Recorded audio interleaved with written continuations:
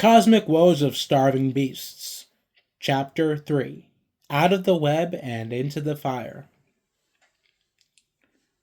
Noah had led Jeremy all the way out of the front of the police station. When Jeremy had arrived on the sidewalk just in front of the road, he stopped following Noah, his mouth hanging low enough to let birds peck at his teeth. In front of him was a bright red Ford Mustang, exactly like the one his father drove, except this one wasn't rusted, and the front end had custom blue flame decals attached to either side of the hood. Either way, the uncanny resemblance had made Jeremy take a pause. Thoughts of his father and that day he shot the cat came flooding back, which he quickly shook off and continued his pace behind Noah. Noah, who couldn't miss Jeremy's obvious reaction, spoke up. "She's a real beaut, ain't she? I know Mustangs are kinda outdated, but I couldn't help it. Something about that roar of the engine and its sexy, sleek frame just gets my blood pumping, you know?" Jeremy just managed to nod his head in agreement at Noah's words, pulling on the red door handle as the sleek leather interior of the car made itself present to him. "Well, bucko, you gonna gawk all day or you getting in?" The words made Jeremy glow a slight red that matches the Mustang a bit, realizing he had just been standing there like a fool with his thumb clear up his ass. Quickly, Jeremy climbed inside and shut the door.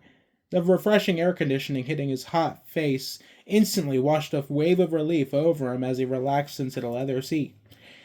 Noah quickly cranked his stereo, putting on the hit song Highway to Hell by AC/DC, drumming his hands rhythmically against the steering wheel as the song began its intro. He looked at Jeremy. "You a rock and roll kind of guy, Jeremy?" Jeremy liked rock and roll, sure, who didn't? But given his upbringing and his birth state, it should be no surprise Jeremy preferred good, old-fashioned country music. Songs like Big Iron by Marty Robinson, certainly anything by his late great favorite singer, Johnny Cash. Of course, he didn't say any of this to Noah, merely offering him a "yeah, I like it" in response before falling back on the song still playing loudly in both their ears. Noah took this as a sign to just shut up already and pulled his gear shift into reverse as he carefully pulled out of his parking spot along the stretch of sidewalk in front of the Buffalo, New York Police Department. Noah cruises down the road, no real destination in mind, just enjoying the breeze as they stroll through the streets of Buffalo. You would never have guessed this was the second largest city in New York based on the lack of traffic. Noah lets his song play out to its end before cutting the volume gradually and clearing his throat a bit in sign of something serious to say. Right. This is awkward. Let's cut to the chase on why I'm here and what I need you for. The point is, people are dying like dogs in the street. 3 new victims just last night scattered across Queens, the Bronx, and Manhattan. There's bodies popping up everywhere, of course, but me and my dad have managed to pinpoint the groupings to those areas. Are you still following me here?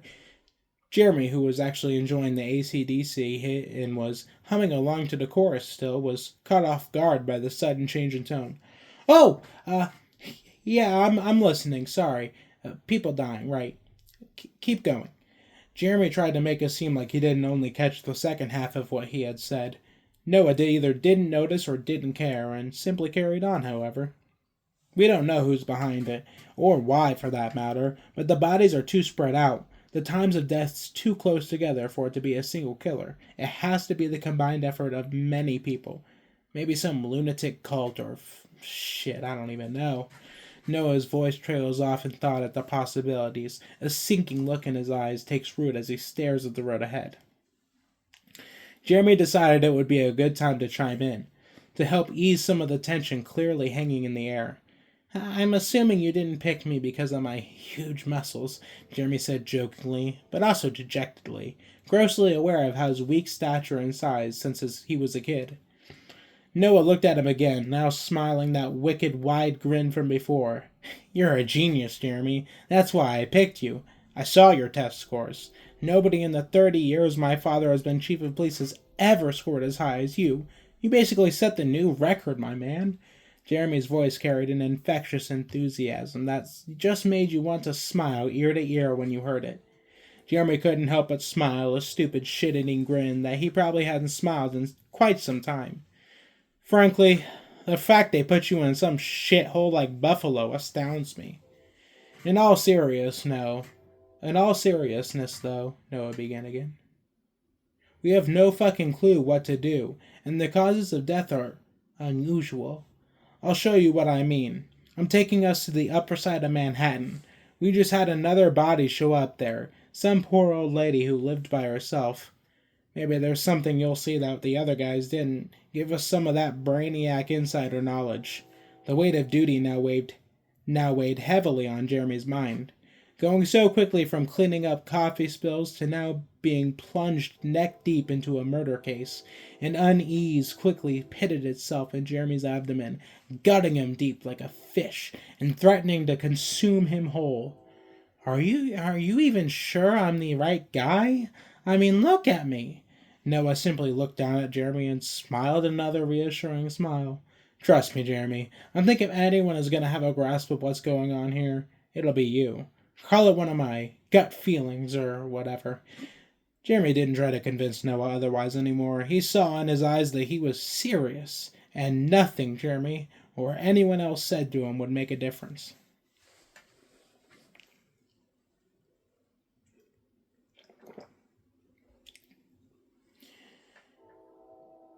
Jeremy grew uncomfortable with the silence. No longer having the shield of music to hide behind, he spoke again. So, are you really a police officer, Noah? The question had been coming for a while, tickling the back of Jeremy's throat, but until now never breaching his lips. The obvious, unprofessional approach of his entrance back at the analytics division clearly the main reasoning for it. Well, Noah began, but quickly trailed off for a bit, trying to find the right words to say. If we're speaking bluntly, no, I'm not. I'm technically not even registered on the force. Well, not yet anyways. But my dad trusts me, and so do my men, and I think that's far better and as good as any shiny badge one of those pompous dickwads love showing off so much. Jeremy was shocked to hear he didn't even have a badge, despite his power and status. The topic continued to roll past, however, just like the wheels of the red Mustang.